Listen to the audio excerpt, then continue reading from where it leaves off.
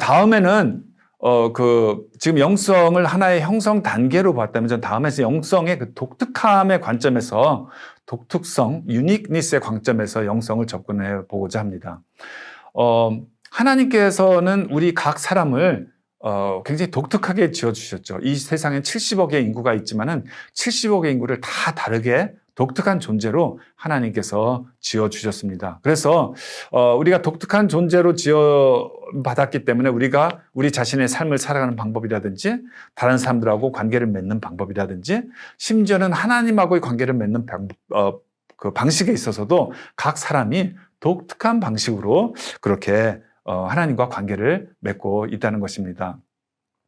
그래서 우리의 독특성을 이해하기 위해서 우리가 일반적으로 우리의 개성, 퍼스널리티를 이해하기 위한 여러 가지 그 이론들이 있죠. 그래서 그 도구는 뭐 MBTI라든지 또 디스크라든지 애니어그램, 기질론, 뭐 스트렝스 퀘스트, 또 영성의 분야에서는 뭐 스피리추얼 기프트 이런 뭐 그런 여러 가지 이론들이 있는데 이런 모든 이론들이 각각 가지고 있는 장점과 또 단점이 있지만은 하나같이 인간의 개성을 좀 더 정확하기 위한 도움을 주기 위한 틀들이죠.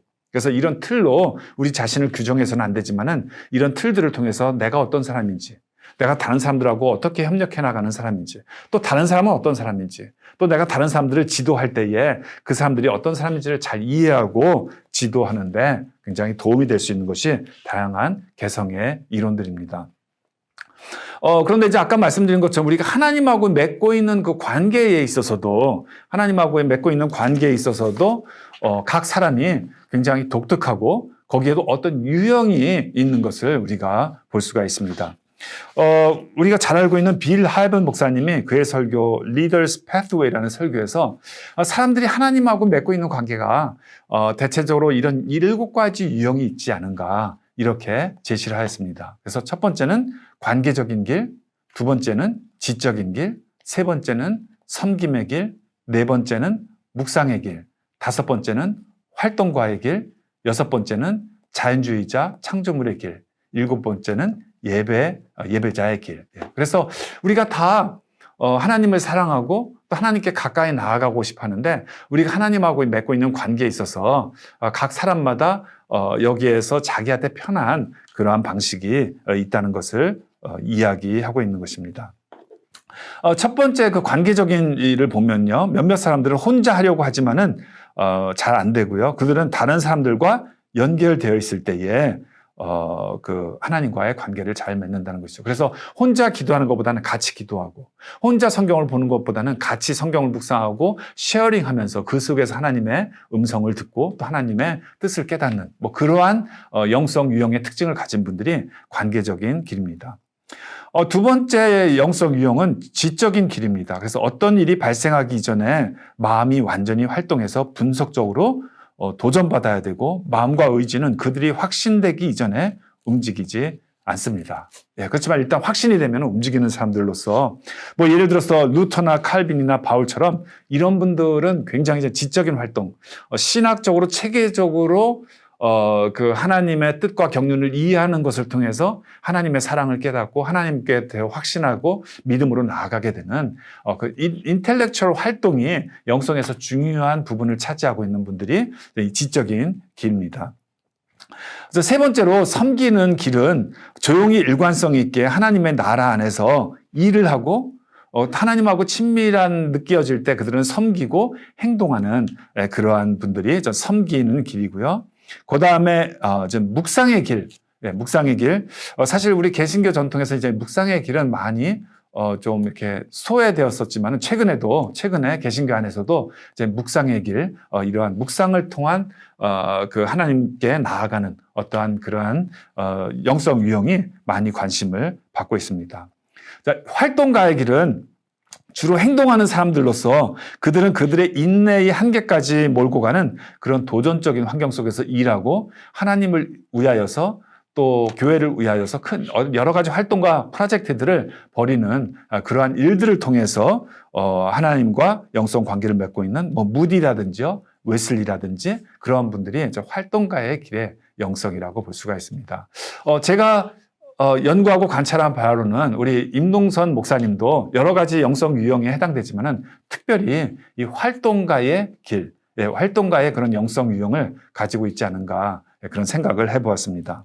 그 다음에 자연주의자, 창조물의 길. 그래서 이런 사람들은 하나님의 위대한 창조물의 장엄함 속에 들어갈 때 살아 움직이고 그래서 창조물을 찾아가고 그 속에서 하나님의 창조의 위대하심 그런 영성을 하는 분들이 바로 6배 유형이고요. 7번째 예배자의 길은 하나님을 뜨겁게 예배하고 하나님을 뜨겁게 찬양하는 걸 통해서 하나님께 나아가고 또 하나님께 은혜 받고 힘을 얻고 그렇게 살아가는 그러한 영성 유형으로서 예배의 길이 있습니다.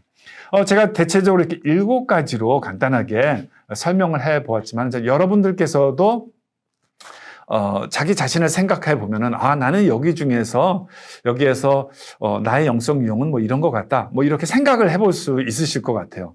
저 같은 경우는 지적인 길이 저의 영성 유형에 굉장히 중요한 것을 차지하고 있고 묵상의 길도 좀 차지하고 있는 것 같고요. 대체적으로 한 2가지, 3가지 정도의 자기 영성 유형의 모습들을 살펴볼 수 있지 않을까 그렇게 생각을 합니다. 빌 하이벨 목사님의 제가 7가지 유형을 설명해 드렸지만은 또 게리 토마스라는 분은 영성에도 색깔이 있다 일어나는 그 책을 썼습니다. 그래서 사람들이 가지고 있는 영성의 다양한 유형에 대해서 자세하게 설명한 책이 있는데 아마 여러분들께서 관심이 있고 이 분야를 좀 더 연구하고 싶은 분은 그 게리 토마스의 영성에도 색깔이 있다. 거기는 대략 12가지 유형으로 영성의 유형을 나누고 또 우리가 자신이 어떤 유형인지 좀 살펴볼 수 있게 그렇게 했습니다. 그래서 이제 영성 유형에 대한 이해를 쭉 살펴보는 것을 통해서 제가 몇 가지 우리 적용점을 찾아보면은 첫째는 우리가 하나님께 나아가서 은혜 받고 하나님을 친밀하게 느끼는 방식을 잘 이해하고 집중적으로 개발할 필요가 있다. 내가 어떠한 영성 유형을 가지고 있는지, 나는 어떻게 해서 은혜를 받고 하나님께 더욱더 친밀함으로 나가게 되는지 그것을 잘 이해하고 그것을 더 안 되는 것을 자꾸 하려고 하기보다는 자기가 잘할 수 있는 또 은혜가 되는 길을 더욱더 깊이 그래서 하나님을 깊이 경험하는 그런 식으로 나가면 좋고요. 자기가 안 해본 것 중에서 이제 가능성이 있는 거는 조금씩 시도해 봐서 자기의 어떤 영성 유형의 폭을 넓히는 것도 또 좋겠죠. 2번째로 우리 교회 속에서 하나님과 친밀함 속에 나아가는 다양한 서로의 방식들을 존중할 필요가 있다는 것입니다. 우리 신앙생활을 하다 보면은 사람마다 유형이 다르죠.